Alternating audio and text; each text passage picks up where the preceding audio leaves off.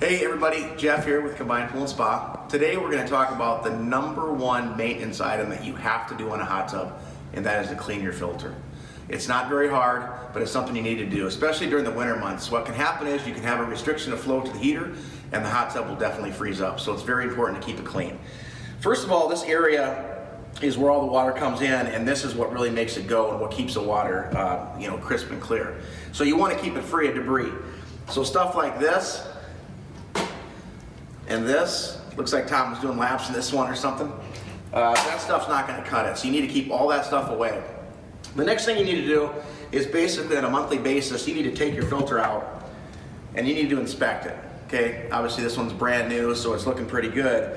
A lot of times they will look good because what happens is they'll actually calcify from the inside. You can't see that water not going through and it might look clean. So you definitely need to, once a month, take probably our best tool that's come out over the past few years, and it's a filter tab. Okay, it's similar to a Alka-Seltzer tablet. Basically what you'll do is you will take a bucket similar to this and you'll fill this up with water, lukewarm to warm, no cold water. Cold water won't dissolve anything.